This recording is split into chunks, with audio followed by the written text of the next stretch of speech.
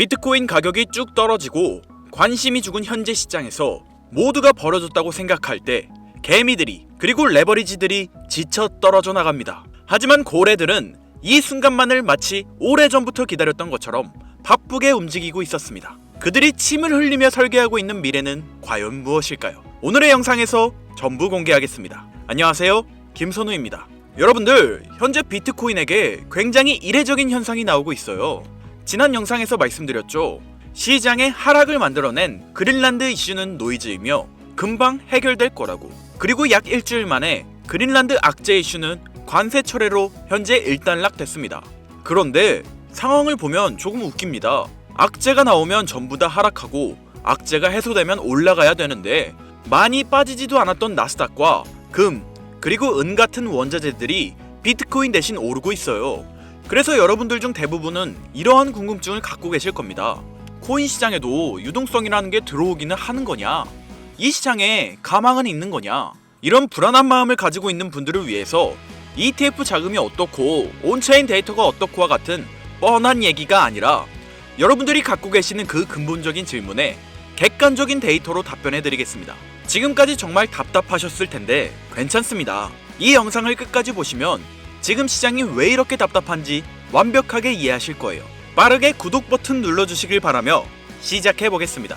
우선 현재 시장의 객관적인 환경과 본질부터 보면 이야기 흐름이 꽤나 쉬워집니다. 12월부터 시작된 연준의 양적 완화와도 같은 RRP 시행, 대자대출표가 올라오고 있고 그에 따라 은행들의 지급준비금도 올라오고 있습니다. 정부가 돈을 썼다는 걸 보여주는 TGA 잔고도 확연하게 감소했어요. 거의 1,500억 달러가량을 시중에 풀었죠. 이건 시중의 유동성이 차곡차곡 공급되고 있다는 객관적인 데이터입니다. 그럼 이 천문학적인 돈들은 과연 다 어디로 갔을까요? 지금 시장을 보면 아주 명확한 신호 하나가 있습니다. 유동성이 금과 은 같은 원자재로 몰리고 있다는 겁니다.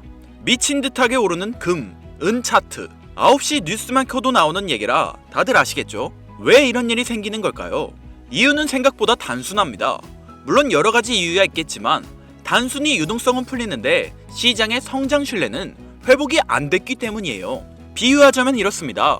식당에 손님이 많이 왔어요. 이게 유동성 증가입니다. 근데 메뉴를 못 믿는 거예요. 성장에 대한 불신이죠. 그러면 어떻게 해요? 일단 가장 안전한 대표 메뉴 시키겠죠. 금과 은이 올라가는 이유가 바로 그겁니다. 금과 은 같은 원자재들이 오르는 환경은 정해져 있습니다. 대표적으로 인플레이션이라고 하는 물가 상승이 올 때와 시장에 대한 불신이 있을 때 올라요. 하지만 현재 물가 상태는 굉장히 낮습니다. 그렇다는 건 대부분의 투자자들은 시장 성장에 대한 불신 속에서 안전지대로 도망간 거예요. 이게 지금 금과 은이 폭등하는 대표적인 이유입니다. 더 재밌는 건 중앙은행들의 움직임이에요. 중국, 러시아, 터키 같은 나라들이 금을 엄청 사들이고 있습니다. 왜 그럴까요? 바로 달러 시스템을 못 믿기 때문이에요. 현재 미국 정부 부채가 38조 달러예요. 이자 비용만 연간 1조 달러인데 이게 얼마나 심각한 거냐면 미국 정부가 한 해 세금으로 걷는 돈 대부분이 이자 갚는 데만 쓴다는 겁니다. 이러면 미국은 두 가지 선택지밖에 없어요. 하나는 지출을 확 줄이고 금리를 올리는 거죠. 근데 이거는 모든 시장을 죽여버리는 행위예요. 연준 입장에서 바라는 모습이지만 정치인이 선택할 선택지는 아니죠. 중간 선거 앞두고 이 선택지는 선택 안 할 겁니다. 그렇다면 나머지 선택지는 뭐냐? 화폐를 더 많이 찍어내서 화폐 가치 자체를 희석시켜 부채 가치도 희석시키는 겁니다. 트럼프가 금리 내리고 돈 찍으라고 파월한테 압박하는 거 보면 어떤 선택지인지 알겠죠? 그래서 달러 가치가 희석될 텐데 괜찮을까라는 의심이 전 세계적으로 퍼지고 있는 거예요. 그게 중앙은행들의 실물 금 보유량이 올라가는 이유죠. 자, 그런데 여기서 중요한 인물이 움직입니다. 트럼프예요. 트럼프는 지금 금과 은이 계속 오르는 걸 절대 좋아하지 않습니다. 왜 그럴까요? 원래 기름 가격인 유가와 금, 은 같은 원자재는 가격이 보통 같은 방향으로 움직여요. 그런데 지금은 완전히 다른 방향입니다. 유가는 현재 굉장히 낮은데 금과 은은 폭등 중이죠. 이게 뭘 의미하냐면요. 트럼프가 의도적으로 유가를 낮추고 있다는 겁니다. 대부분의 사람들이나 뉴스에선 인플레이션을 잡기 위함이다 라고 말하고 있지만 저는 진짜 목적이 제조업 원가 절감으로 보고 있어요. 이러면 에너지 비용이 내려가면서 기업들 실적이 좋아집니다. 기업들의 실적은 시장의 불확실성을 해소시켜줘요. 이뿐만 아니라 여기서 핵심은 뭐냐면 트럼프는 달러의 약세를 원하고 있다는 겁니다. 작년에 트럼프는 달러의 약세가 더 많은 돈을 벌게 해준다며 달러가 더 약해져야 된다고 주장했었습니다. 이유가 뭘까요? 달러가 약세가 되면 어떤 일이 발생할까요? 기업들의 실적과 매출이 아무것도 안 해도 늘어나게 됩니다. 한국에서 아이폰을 100만 원에 팔고 있다고 했을 때 원래 700불에 살 수 있었던 걸 달러가 약세가 되면 1000불에 사야 된다 이거예요. 그럼 미국 기업 입장에서는 매출이 늘어나게 되는 거죠. 이게 기업의 성장과 직결됩니다. 또한 달러로 살 수 있는 자산들이 수혜를 받아요. 달러의 약세는 달러 가치가 떨어지는 것이기에 돈을 가만히 두려고 하지 않습니다. 본인들의 화폐 가치를 해지하기 위해 달러 자산을 사려고 하는데 그게 바로 미국 주식이나 암호화폐 그리고 스테이블 코인 같은 자산들이에요. 정말 중요한 말씀을 드리기 전 금이 오른 이유를 트럼프의 의도와 화폐의 본질적인 개념으로 이야기를 드렸는데 여기까지 이해가 되셨다면 정말 똑똑하신 겁니다. 정리하자면 트럼프는 금과 원으로 쏠린 유동성을 달러 기반 시장으로 끌고 오기 위해 유가를 의도적으로 통제하며 낮추고 있고 달러 약세를 만들려고 하고 있으며 이로 인해 생기는 기업 실적 개선으로 시장의 신뢰를 회복하려고 하고 있어요. 그럼 이런 질문이 생기실 겁니다. 네가 생각하는 설계가 맞다는 걸 어떻게 증명할 수 있냐? 트럼프가 그냥 허세 부리는 거 아니냐? 달러가 약세가 되면 당장은 괜찮더라도 결국 미국 손해 아니냐? 이렇게 생각하신 분들도 맞습니다. 똑똑한 분들입니다. 시장에 절대라는 건 없기 때문에 제 말이 틀릴 수도 있죠. 하지만 트럼프는 이미 적극적인 움직임을 보여주고 있지 않습니까? 트럼프는 지금 새로운 파이프라인을 설계하고 있는 거예요. 여러분들도 이미 보셨을 겁니다. 트럼프 행정부가 델타포스를 투입해 베네수엘라 마두로 정권을 전격 체포하는 것도 모자라서 동시에 뜬금없이 덴마크의 그린란드 매입을 다시 강요하고 있다는 뉴스 보셨을 겁니다. CNN이나 공중파 뉴스에서는 이걸 트럼프의 제국주의적 야욕이다, 석유를 노린 전쟁이다, 혹은 단순한 독재자 처단이다 라고 언급하고 있는데 결론부터 말씀드리자면 전부 틀렸습니다. 트럼프는 지금 전쟁을 하고 있는 게 아닙니다. 그는 지금 쇼핑을 하고 있는 건데요. 그것도 국가의 장부, 즉 밸런스 시트를 통째로 갈아엎는 국가 단위의 구조조정을 진행 중이라고 보는 것이 훨씬 합리적입니다. 2026년 미국의 부채는 한계에 달했습니다. 월가의 영웅 레이 달리오의 분석처럼 부채 사이클이 끝자락에 이르자 전 세계 그 누구도 예전처럼 미국 국채를 사려고 하지 않죠. 달러라는 종잇돈의 신용이 흔들리는 이 정체절명의 시기에 미국이 선택한 생존 전략은 무엇일까요? 바로 종이를 버리고 실물을 채우는 것입니다. 1월 3일 마두로 체포, 1월 4일 덴마크 그린란드 매입 압박, 1월 7일에 발표된 대형 기관 투자자의 단독주택 매입 금지 선언까지 이 모든 건 하나의 신호를 보내고 있는데요. 지금의 흐름을 이해하시려면 미국 내부에서 진행된 대형 기관 투자자의 단독주택 추가 매입 금지 선언을 확인하셔야 합니다. 표면적인 명분은 훌륭하죠. 블랙록 같은 거대한 자본을 가지고 있는 대형 투자자들이 우리 서민들이 사야 할 집을 다 사버리니까 서민들은 살 집이 없어지고 월세가 너무 비싸지는 겁니다. 그러니 트럼프 입장에선 야, 기관들 이제 부동산에서 손 떼 라고 발표한 건데요. 당연히 서민들은 환호하였습니다. 하지만 저는 트럼프의 움직임과 이 법안이 반드시 하나의 연결고리를 가지고 있을 것이라 확신했는데요. 금융의 관점에서 이 조치는 기업들에게 부동산 시장에 대한 사형 선고나 다름없습니다. 지금까지 거대 기업들은 남아도는 현금 유동성을 어디에 파킹해놨습니까? 가장 안전하고 덩어리가 큰 미국 부동산이었습니다. 말 그대로 기업들의 전용 주차 자리 중 하나를 정부에서 막아버린 겁니다. 그렇다면 부동산 시장에 사용되었을 수천, 수조 원의 돈은 어디로 흘러들어갈까요? 돈은 가만히 있으면 그 가치가 떨어집니다. 그 말은 어딘가로는 반드시 흘러가게 된다는 건데 주식시장은 이미 대세 상승장이 시작된 지 오래됐고 AI 거품론으로 언제 떨어질지 모르는 상황입니다. 미국 부채율이 높아 채권은 매력이 없고 갈 곳을 잃은 이 거대한 유동성을 받아줄 덩어리가 크면서 아직 저평가된 새로운 그릇이 필요해진 시점인 거죠. 그런데 기업들이 방법을 궁리하던 와중 미국 정부가 대놓고 방향을 제시해 주었습니다. 미국 청산예탁결제원 DTCC가 발표한 스마트 나비 프로젝트와 겐톤 네트워크 테스트,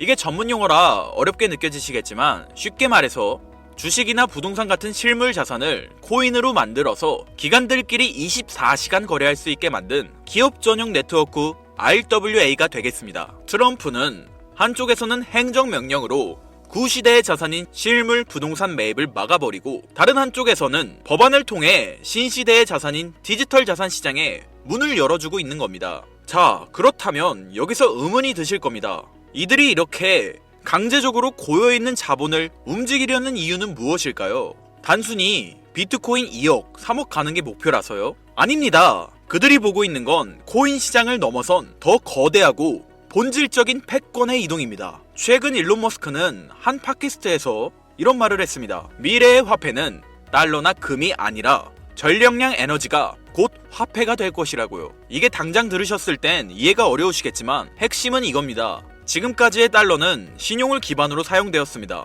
미국 정부가 보증한다는 믿음에 기반한 어떻게 보면 그냥 종이 쪼가리였죠. 하지만 지금 세상은 변하고 있습니다. 앞으로는 AI와 로봇이 일을 하는 세상이 올 거고 이를 움직이는 건 종이가 아니라 바로 전기입니다. 전기가 끊기면 AI도 금융도 비트코인도 멈춥니다. 즉, 전기를 가진 자가 화폐를 발행하는 권력을 진다. 이것이 바로 머스크가 꿰뚫어본 에너지의 본질인 겁니다. 왜 트럼프가 이 시국에 갑자기 델타포스를 베네수엘라로 보내고 덴마크한테 그린란드를 내놓으라고 윽박지르는지 이상하지 않으셨습니까? 언론은 영토 확장이라 떠들고 있지만 머스크 관점에서 보면 이건 초대형 배터리를 확보하기 위한 전략적 움직임인 겁니다. 베네수엘라의 끈적한 중진류는 AI를 돌릴 발전 연료이고 그린란드의 만년설은 불타오르는 데이터 센터를 시켜줄 천연 냉각수인 겁니다. 결국 미국은 지금 달러라는 종이 쪼가리 패권이 저물어가는 것을 인정하고 에너지와 비트코인이라는 새로운 패권으로 갈아타기 위해 국가의 체질을 새롭게 뜯어고치고 있는 거죠. 머스크는 방향을 가리켰고 트럼프는 이미 움직이고 있습니다. 그리고 여기서 제가 앞서 강조했던 DTCC와 캔톤 네트워크가 중요한 건데요.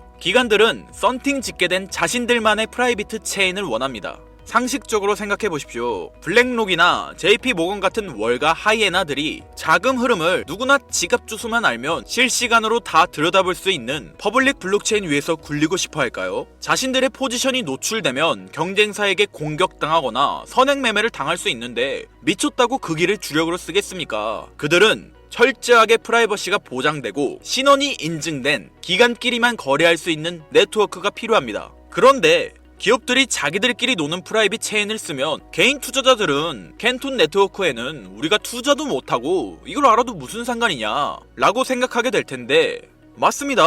우리는 여기에 투자를 못하죠. 하지만 여기에는 틈새가 존재합니다. 기관들이 자기들끼리 지하 고속도로에서 돈을 굴리더라도 결국 그 유동성을 현금화하거나 외부로 빼내려면 반드시 일반 국도인 퍼블릭 체인과 만나는 인터체인지를 거쳐야만 합니다. 즉, 기관의 프라이빗 장부와 우리가 쓰는 퍼블릭 블록체인을 기술적으로 그리고 법적으로 연결해주는 유일한 연결고리, 그러면서도 머스크가 강조한 에너지 데이터까지 처리할 수 있는 미들웨어 코인이 반드시 필요한 거죠. 이건 가능성의 이야기를 하는 게 아니에요. 반드시 이루어질 절차 중 하나입니다. 기관들의 비밀 문서와 머스크의 발언을 종합했을 때 이 히든 코인은 반드시 다음 3가지 조건을 충족해야만 할 것입니다. 첫 번째 조건, 기관들의 자금은 캔톤 네트워크라는 자기들만의 지하 벙커에 숨어 있습니다. 기관들이 캔톤 네트워크 지하에서 굴리던 자산을 밖으로 빼낼 때 빠르고 거대한 물량을 순식간에 소화시킬 수 있어야 하죠. 즉, 여러분이 찾아야 할 코인은 이더리움 계열의 느려터진 구형 모델이 아니라 기관들의 고속 거래를 감당할 수 있는 새로운 인프라 안에 숨어 있을 확률이 매우 높습니다. 두 번째 조건, 머스크의 영수증이어야 합니다. 이게 진짜 핵심인데요. 일론 머스크는 앞으로의 화폐는 전력이라고 말했습니다. 발전소에서 생산된 전력, 데이터 센터의 컴퓨팅 파워, 이 무형의 에너지를 실시간으로 블록체인에 기록하고 토큰으로 바꿔주는 기술. 전문 용어로 DP인이라 불리는 탈중앙화 물리 인프라가 결합되어야 하죠. 단순히 금융만 연결하는 게 아니라 에너지 데이터를 처리할 수 있는 오라클 기능이 탑재되어 있어야 하는 겁니다. 세 번째 조건, 규제 준수 딱지가 붙어 있는가입니다. 익명성 뒤에 숨어서 자금 세탁이나 하는 코인들은 기관들이 사용할 수 없습니다. 반대로 디지털 신원 인증 기능이 내장되어 있어서 이 돈은 불법 자금이 아니라 삼성전자가 보낸 돈입니다 라고 꼬리표를 붙여줄 수 있는 화이트리스트 코인, 기관들은 오직 이런 코인만 파트너로 인정할 텐데요. 이 세 가지를 충족시키는 코인은 단 하나입니다. 여기서 이제 그래 네가 생각하는 그 종목이 뭔데? 라고 답답해 하실 분들이 있으실 거예요. 제가 여러분께 종목을 딱 정해드리면 속이 시원하시겠죠? 하지만 저는 종목을 찝어주는 리딩방을 운영하려는 게 아닙니다. 저는 여러분께 고기를 잡을 수 있는 그물을 만들어 드릴 건데요. 이 그물에 걸리는 코인이 있다면 그게 바로 2026년 전 세계에서 가장 주목받는 히든 코인이 될 것입니다. 그리고 그 히든 코인을 저는 영상에서 공개할 생각입니다. 솔직히 남들에게 공유해드리는 게 아깝습니다. 저 또한 전업 트레이더이기 때문에 한 달, 두 달을 밤을 새워가며 분석한 이 종목을 그냥 공개한다는 게 솔직한 마음으로 아깝다는 심정이 드는 게 사실입니다. 화면에 보이는 번호 제 개인 번호입니다. 아까운 건 아까운 거고 제 영상을 끝까지 시청해주신 것에 대한 고마움을 저는 알고 있기 때문에 아쉬운 마음을 뒤로하고 구독자님들에게 공유하기로 마음먹었습니다. 자료라고 문자 보내주세요. 혹시 화면이 잘 안 보이신 분들은 댓글에 있는 링크를 통해 연락처를 남겨주시면 제가 해당 자료를 공유해드리도록 하겠습니다. 전해드릴 내용은 여기까지이고요. 영상 재미있게 보신 분들은 구독과 좋아요 한 번씩 꾹꾹 눌러주시고 다음에 더 좋은 영상으로 찾아오겠습니다. 감사합니다. 김선우였습니다.